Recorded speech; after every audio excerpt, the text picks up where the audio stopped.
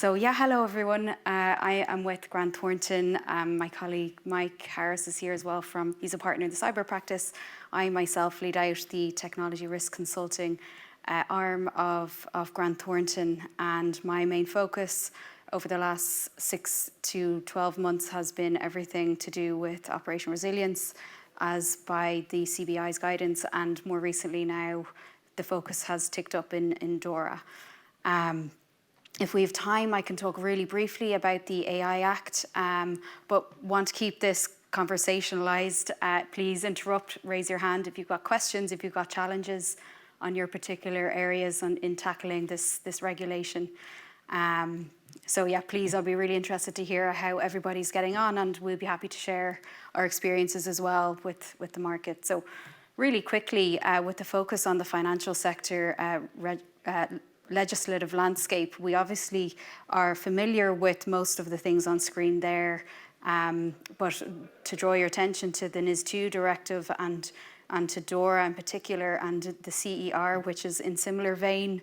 Again, I'm going to try to get to the AI Act, but what I think will be mostly focused on are which of those regimes have the regulatory oversight.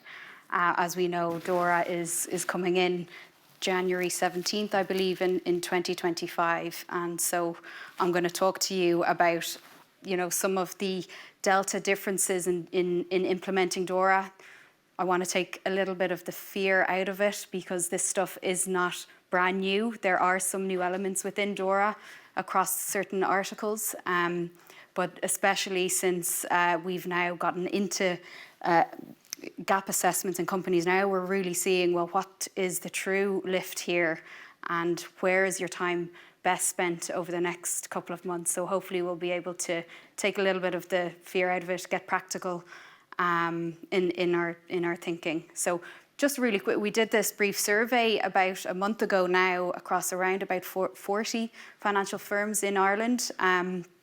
There were more questions, but just for today, where are you in your DORA gap assessment journey? And so interestingly, this was anonymous. We had 22% that hadn't started. So that was about a month ago across financial firms. So that hopefully is, most are in the planning stage, and most are maybe in flight with their gap assessment.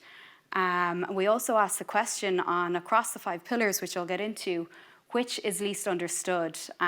Pillar 4 comes as no surprise. It's around ICT third-party risk management. So your supply chain risk, where do we draw the line? What do we deem as in scope? Because there, as we know, are going to be contract remediation activities to take care of with your third-party service providers. So that came out as a big question mark for most people. And then biggest challenge in tackling DORA, again, it's clarity on scope.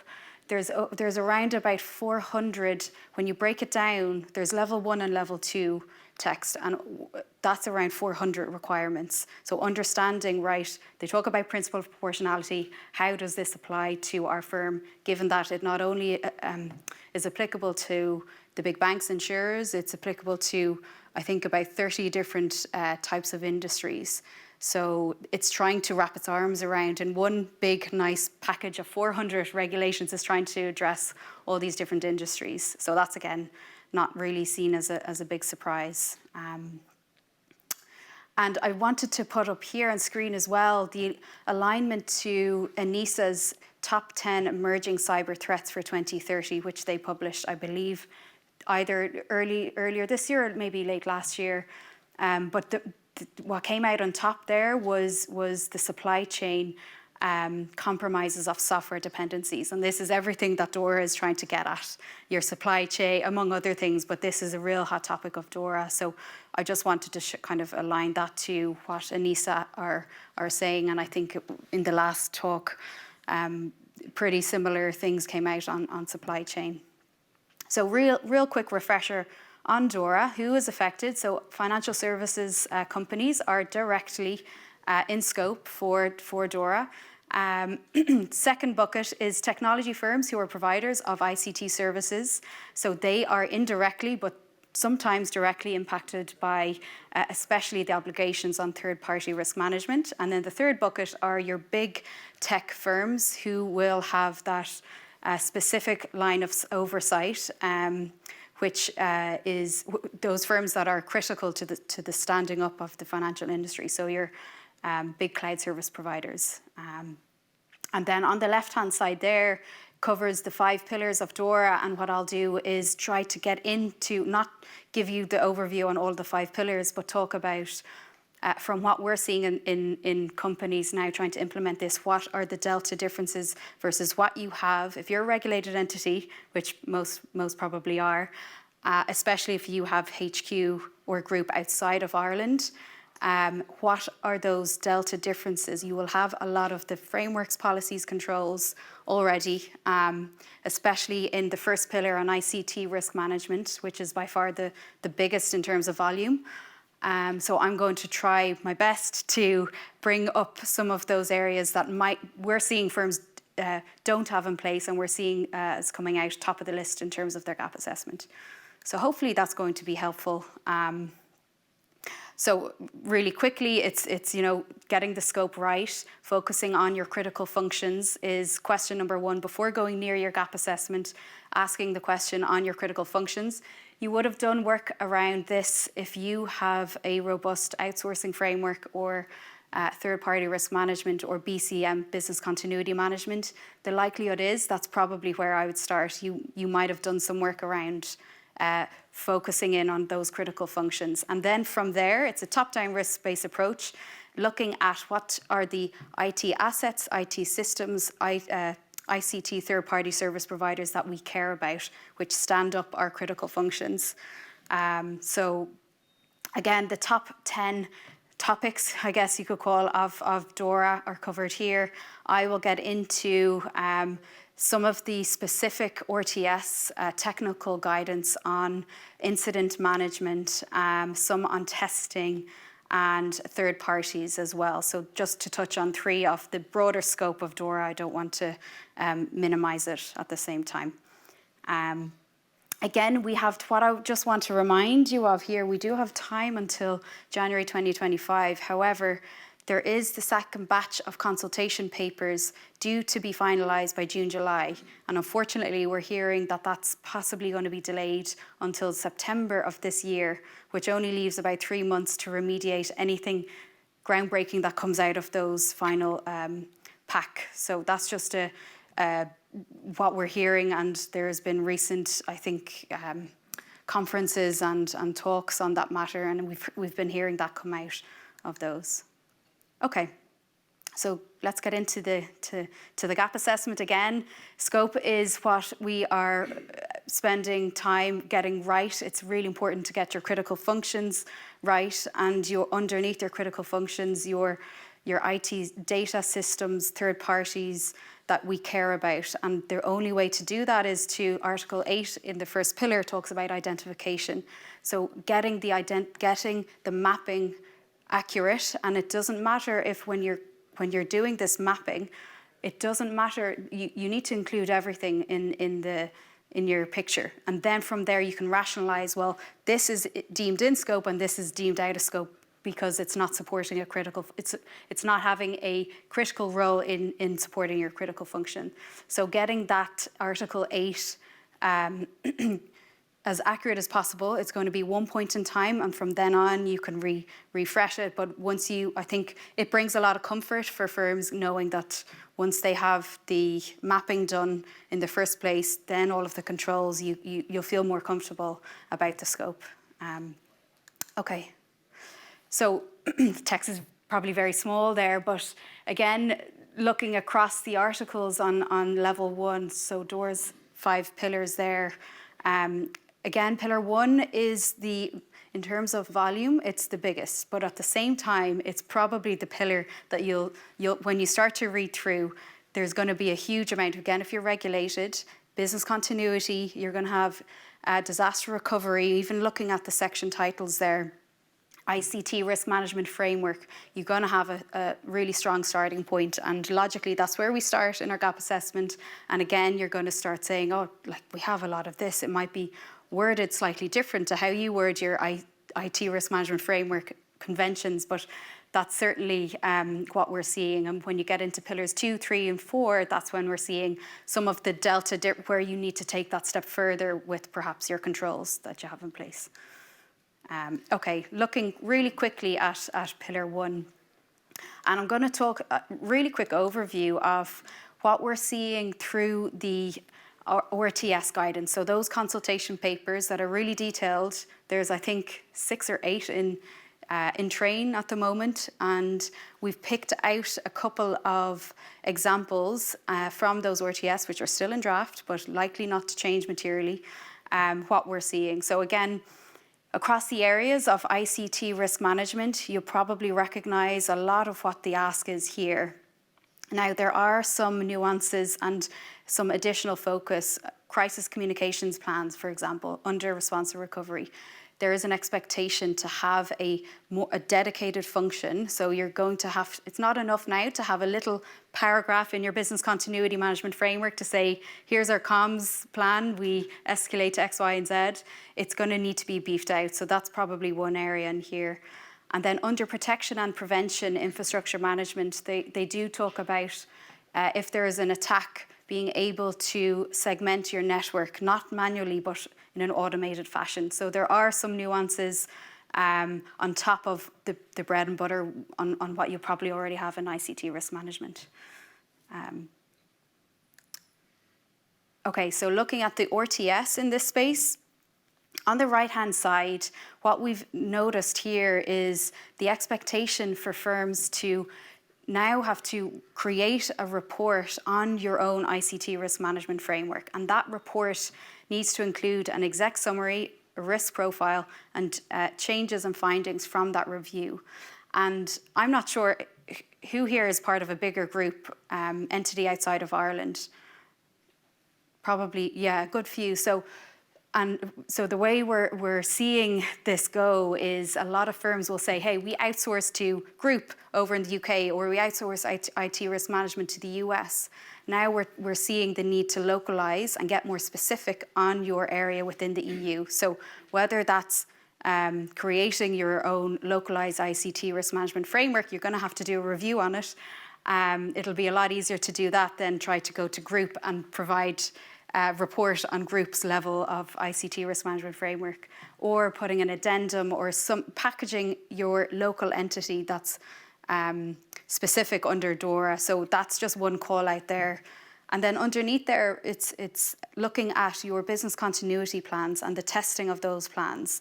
Again, business continuity, at least in my experience, I've worked in IT risk for about over 10, 12 years. Usually it's a thing that sits on a shelf gathering dust, and until something happens, you take it down, you dust it off, and you engage your disaster recovery program. So the idea behind these requirements in the level 2 text is to bring this alive and review and be more proactive about business continuity in the broader sense, operational resilience.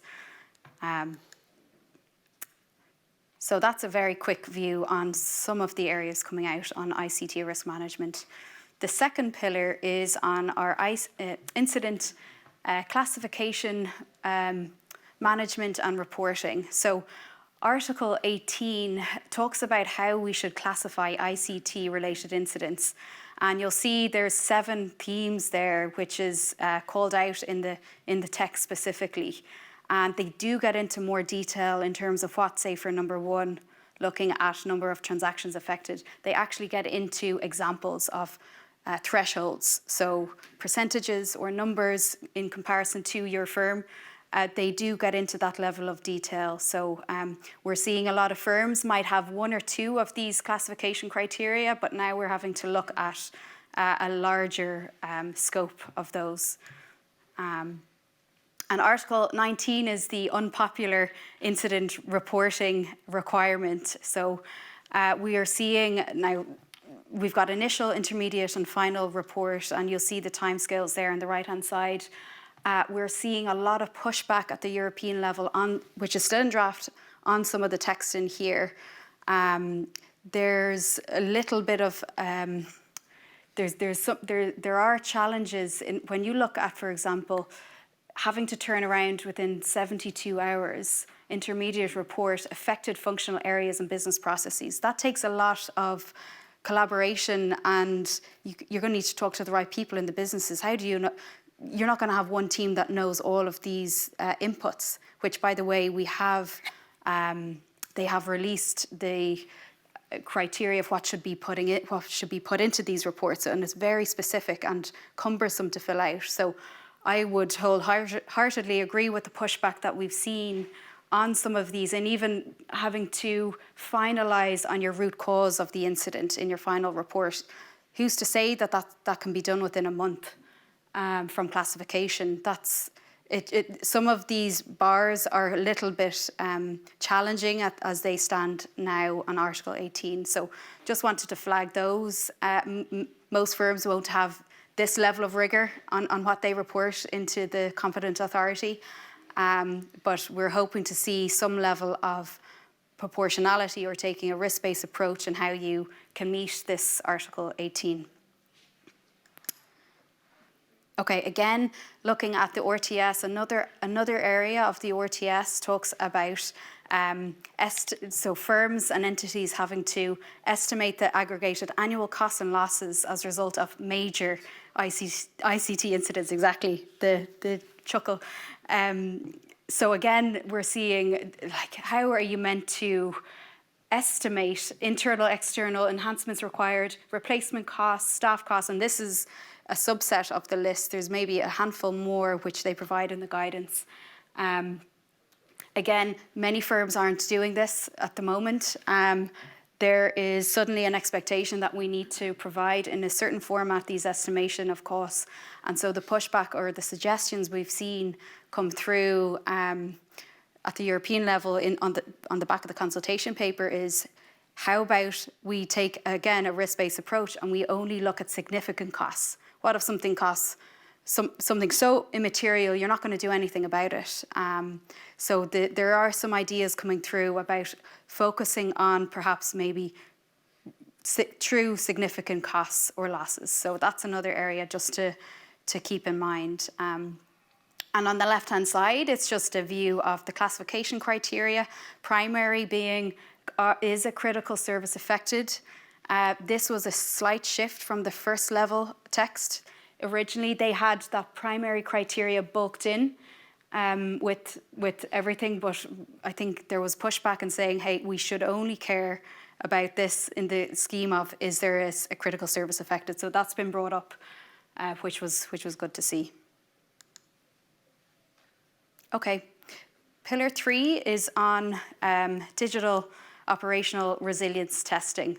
So again, Articles 24 and 25 talk about the general testing requirements, which again, a lot of you are probably already doing, and taking a risk-based approach using a variety of testing methodologies, which is, I'm sure you're doing a lot, if not, some of these testing. So Articles 24, 25, applicable to all. I think if you're a regulated firm and you're fairly mature in this space, this is going to be less scary when you get into the details. However, there is another question to be had on Article 26.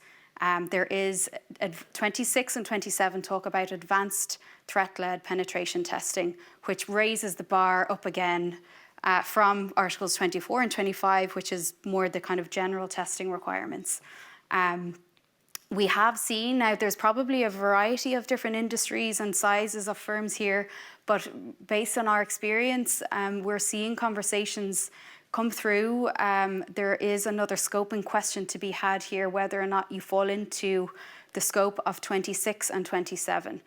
There might be leverage, and I think there should be consideration given to, say, for example, your PRISM ranking. And the text actually says for the competent authority to figure out their approach in addressing the threat-led penetration testing. So that's one to start engaging with, have conversations on. I don't want you to go blindly in thinking this does 100% apply to you. So that's just a little heads up and really quick overview on the approach to TLPT, again, there's similar to the incident reporting timelines. They're quite challenging to meet given what they're asking us to do. But again, it aligns to the Tiber EU threat-led penetration testing framework. Okay, really quickly, I know there's only a couple of minutes left, but just touch on ICT third-party service providers. We do know that there are contractual arrangements that will have to be revisited, refreshed. Again, couldn't stress enough, but only on those that matter. So making sure that they have released a maintenance register listing that should be aligned, we should be aligning our information against.